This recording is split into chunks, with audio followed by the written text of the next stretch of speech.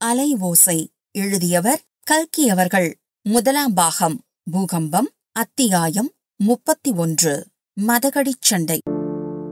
ராஜம்பேட்டை தபால் சாவடியின் சுவரில் மாட்டியிருந்த calendar April மாதம் 1ஆம் தேதி என்று காட்டியது.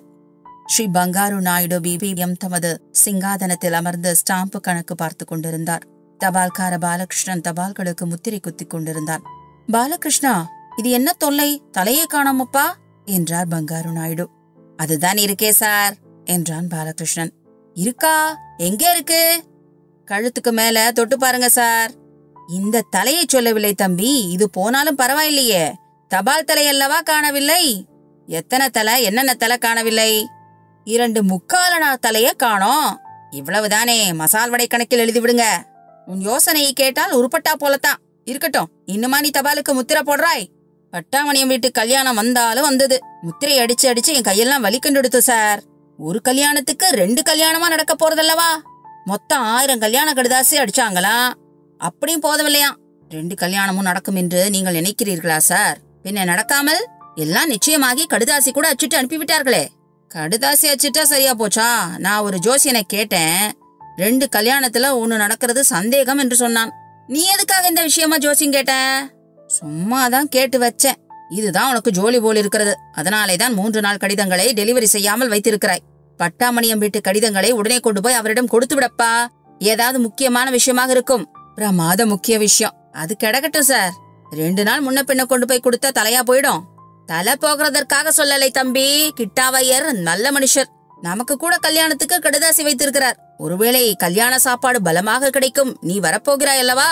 நான் வரமாட்டேன். நம்மை தனியாக வைத்தல்லவா சாப்பாடு போடுவார்கள். இந்த கூட்டங்களே இப்படித்தான். பிராமண துவேஷம் பேசாதே தம்பி. சாஸ்திரத்துல என்ன சொல்லி இருக்கிறது என்றால், ஆதி காலத்தில் கடவுள் பிராமணர்களை முகத்திலிருந்தும் சத்திரியர்களை தோளிலிருந்தும். நிறுத்துங்கள் சார். இந்த பழங்கதையெல்லாம் யாருக்கு வேணும்? எல்லா பிராமணர்களே எழுதி வச்ச கட்டுக்கதை தானே. இந்த காலத்துல பிராமணனும் கிடையாது, சூத்திரனும் கிடையாது. எல்லாரும் மனிதர்கள். அப்படியானால் சாஸ்திரம் எல்லாம் பொய்யா? சாஸ்திரம் பொய் என்றால் கிரகணத்தை பார் என்று வசனம் சொல்கிறதே. வெள்ளக்காரங்கூடத்தான் கிரகணத்தை கண்டுபிடிச்சு சொல்றான்.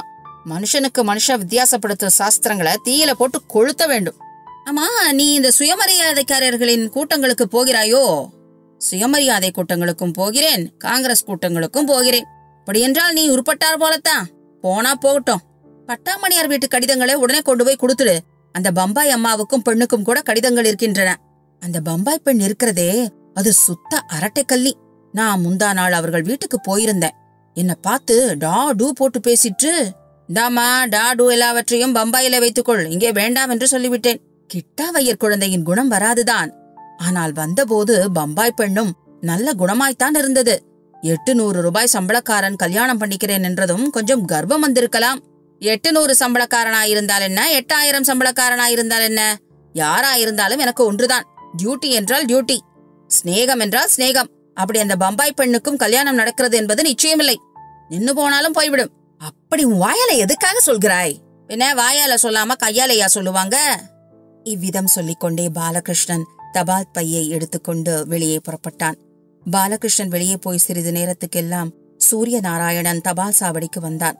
போஸ்ட் மாஸ்டர் பங்காரு நாயுடுவை பார்த்து, எங்கள் வீட்டுக்கு ஏதாவது கடிதம் இருக்கிறதா சார் என்று கேட்டான். ஓ, இருக்கிறதே. உனக்கு, அப்பாவுக்கு, பம்பாயிலிருந்து வந்திருக்கிற அம்மாவுக்கு, அந்த அம்மாளின் பெண்ணுக்கு, எல்லோருக்கும் இருக்கிறது. பாலகிருஷ்ணன் எடுத்துக்கொண்டு போயிருக்கிறான். எதிரே அவனை பார்க்கவில்லையா? பார்க்கவில்லையே, எதிரே காணவில்லையே என்று சொல்லிக்கொண்டே சூர்யா வெளியேறினான். அப்போது சூர்யா வெகு உற்சாகமான மனோநிலையில் இருந்தார். அவன் இஷ்டப்படியே எல்லா ஏற்பாடுகளும் ஆகியிருந்தன. அவனுடைய முயற்சியினால் லலிதாவுக்கும் பட்டாபிராமனுக்கும் கல்யாணம் நிச்சயமாகிவிட்டது. இதில் இருதரப்பாருக்கும் வெகு சந்தோஷம். சீதாவின் கல்யாணத்தை தனியாக எங்கேயாவது ஒரு கோயிலில் நடத்திவிடலாம் என்று பம்பாய் அத்தை சொன்னாள். மற்றவர்களும் அதற்கு சம்மதிப்பார்கள் போலிருந்தது. சூர்யா அது கூடாது என்று வற்புறுத்தி 2 கல்யாணமும் ஒரே பந்தலில் நடத்த வேண்டும் என்று திட்டம் செய்தான். இதனால் எல்லாம் உற்சாகம் கொண்ட சூர்யா கல்யாண ஏற்பாடுகளில் மிகவும் சிரத்தை கொண்டு அப்பாவுக்கு ஒத்தாசையாக தானே பல காரியங்களை செய்து வந்தான். நல்ல வேளையாக SSLC பரீட்சையும் முடிந்துவிட்டது. முகூர்த்த தேதிக்கு 10 நாள் முன்னதாகவே சூர்யா கிராமத்துக்கு வருவது சாத்தியமாயிற்று. மாப்பிள்ளை அழைப்புக்கு டிரெஸ் வாங்குவது சம்பந்தமாக சூர்யா பட்டாபிக்கு ஒரு கடிதம் எழுதியிருந்தான். அதற்கு பட்டாபியின் பதிலை எதிர்பார்த்து இன்று தபால் சாவடிக்கு வந்தவன் ஏமாற்றமடைந்தான். திரும்பி போகும்போது சாலையில் இருபுறமும் பார்த்து கொண்டு போனான். பாலகிருஷ்ணன் எங்கேயாவது சாலை ஓரத்தில் மரத்தின் மறைவில் உட்கார்ந்து சுருட்டு குடித்துக் கொண்டிருக்கலாம் அல்லவா? அவன் எதிர்பார்த்தது சரியாயிற்று. சாலை திருப்பம் ஒன்றில் வாய்க்கால் மதகடியில் பாலகிருஷ்ணன் உட்கார்ந்து ஒரு கடிதத்தை கவனமாக படித்துக் கொண்டிருந்தான். எவ்வளவு கவனமாகவென்றால் சூர்யா அவனுக்கு பின்னால் வெகு அருகில் வந்து நின்றது கூட அவனுக்கு தெரியவில்லை.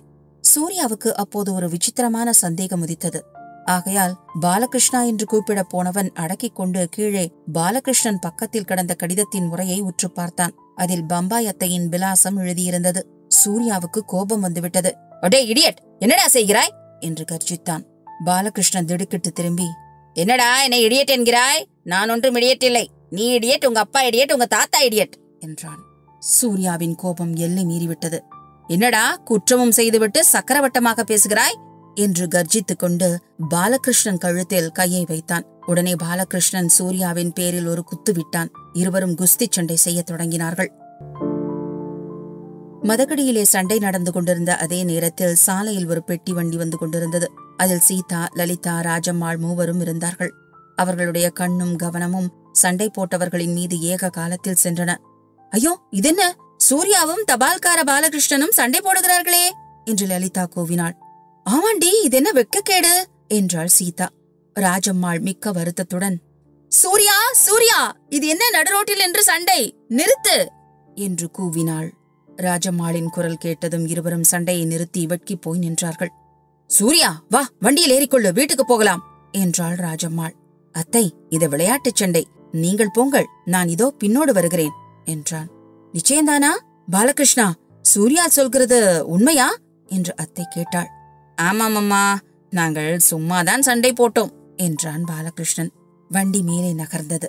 சீதா லலிதாவை பார்த்து, "நீ இவ்வளவு சமர்த்தா இருக்கிறாயே லலிதா, ஆனா உன் அண்ணா சூர்யா மட்டும் ஏன் இத்தனை அசடா இருக்கிறான்?" என்றாள். "அப்படி சொல்லாதே சீதா, சூர்யா ஒன்றும் அசடில்லை. ரொம்ப சமத்து, மிக்க நல்ல பிள்ளை. சண்டை போட்டதற்கு ஏதாவது காரணம் இருக்கும். அப்புறம் தனியாக விசாரித்தால் தெரியும்" என்றாள் ராஜம்மாள். வண்டிக்காரனும் சேர்ந்து, "ஆமாம் அம்மா, நம்ம சின்ன ஐயா ரொம்ப சமத்து பிள்ளை. இப்போ கொஞ்ச நாளாத்தான் ஒரு மாதிரியா இருக்கிறார்" என்றான். வண்டி கொஞ்ச தூரம் போன பிறகு சூர்யா, "பாலகிருஷ்ணா, உன்மேல் நான் கை வைத்தது பிசகுதான். அதற்காக வருத்தப்படுகிறேன். ஆனால் நீ செய்த காரியமும் பிசகுதானே. பிறருக்கு வந்த கடிதத்தை நீ பிரித்து பார்க்கலாமா? அதுவும் நீ தபால்காரனாய் இருந்து கொண்டு இவ்விதம் செய்யலாமா?" என்றான். "தப்புத்தான், ஒப்புக்கிறேன். ஆனா நல்ல எண்ணத்தோட தான் செஞ்சேன். இந்த கடிதத்தை படித்து பார்த்தால் உனக்கும் அது தெரியும்" என்று சொல்லி பாலகிருஷ்ணன் கடிதத்தை சூர்யா கையில் கொடுத்தான். சூர்யா அந்த கடிதத்தில் முதல் 4-5 வரிகள் படித்தவுடனேயே அவனுடைய முகம் சிவந்தது. "இந்த மாதிரி கடிதம் என்பது உனக்கு எப்படி தெரியும்?" என்று பாலகிருஷ்ணனை பார்த்து சூர்யா கேட்டான். "நேற்று ஒரு கார்டு வந்தது. அதை தற்செயலாக பார்த்தேன். கண்ணா பின்னா என்று எழுதியிருந்தது. இந்த கவரை பார்த்ததும் ஒரு மாதிரி சந்தேகம் உதித்தது. பிரித்து பார்ப்பது நல்லது என்று எண்ணினேன். நான் சந்தேகப்பட்டபடியே இருக்கிறது. அதற்கென்ன, உனக்கு ஆட்சேபம் இல்லையானால் இதை ஒட்டி அந்த அம்மாளிடம் டெலிவரி செய்து விடுகிறேன். ஆனால் என் மேலே சுலபமாக கையை வைக்கலாம், என்னை மிரட்டி விடலாம் என்று மட்டும் நினைக்காதே. நான் நல்லவனுக்கு நல்லவன், கில்லாடிக்கு கில்லாடி, தெரியுமா? நான் உன்மேல் கை வைத்தது தப்பு என்றுதான் முன்னையே சொன்னேனே. இப்போதும் சொல்கிறேன், அதை மறந்துவிடு. எனக்கு நீ ஒரு உதவி செய்ய வேண்டும். இந்த கல்யாணம் நடந்து விடுகிற வரையில் எங்கள் வீட்டுக்கு வருகிற கடிதங்களை எல்லாம் என்னிடமே கொடு. நான் பார்த்து உசிதபடி அவரவர்களிடம் சேர்ப்பித்து விடுகிறேன்" என்றான் சூர்யா. "அது ரூலுக்கு விரோதம். கடிதங்களை அந்தந்த விலாசக்காரங்க கிட்ட தான் சேர்ப்பிக்கணும். இருந்தாலும் நீ கேட்கறதுக்காக அப்படியே உன்னிடம் கொடுக்கிறேன். ஆனால் ஒரு விஷயம் ஞாபகம் வைத்துக்கொள், நான் பெரிய ரவுடி, யாருக்கும் கொஞ்சம் கூட பயப்பட மாட்டேன்" என்றான் பாலகிருஷ்ணன். இத்துடன் இந்த அத்தியாயம் நிறைவு பெறுகிறது. மீண்டும் அடுத்த அத்தியாயத்தில் சந்திக்கலாமா?